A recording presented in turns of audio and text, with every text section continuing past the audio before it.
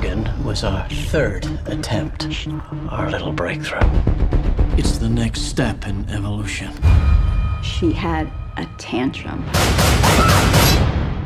There was joy in her heart before we shoved her back in that box. 6. Don't be afraid. 5. 4. 3. 2. 1. I'm starting to feel like myself. Morgan, an interesting little sci-fi movie starring Kate Mara. There's a few other people in it. Paul Giamatti's in it.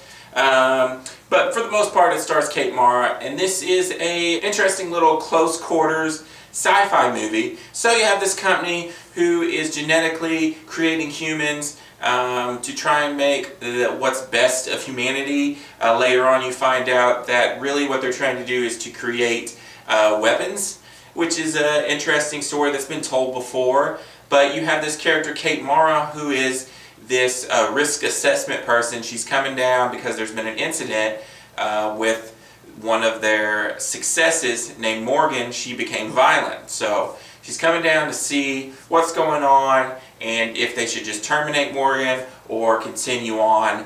And that's your basic plot. One of the good things about this is everybody in this is pretty well acted.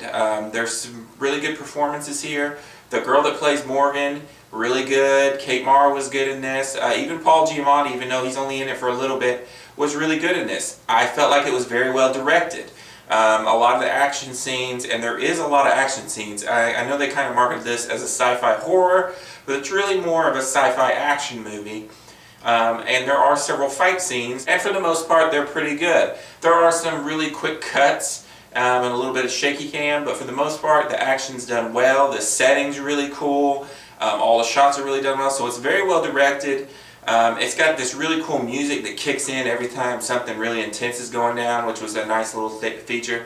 But the main issue I have with this movie is the story. It's kind of an average story. We've seen it before in movies like Ex Machina, but we've seen it before done way better. And there's just a lot of moments that felt like we could have sped up, and then we could have had some other moments that weren't included in here because you never really feel like you care about certain people. Like sometimes you're kind of on the side of the company, then sometimes you're feeling for Morgan, then sometimes you're well, not really, you're kind of against Morgan. So you never really have this one essential thing that you're rooting for, and that kind of hurts the movie overall. And then there's this little twist ending, which I kind of saw about maybe 10-15 minutes before the movie was ending. I started to kind of piece together what I thought was going on.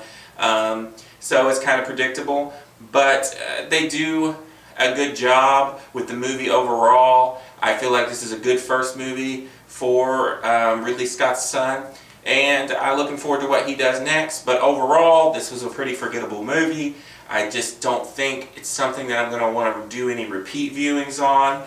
So I'm going to give Morgan a 3 out of 5. If you like this video, click that like button. If you want to keep up to date on all my videos, click this glorious subscribe belly button. If you want to see my last few videos, click over here. This has been a Rainy Cage production. Peace out.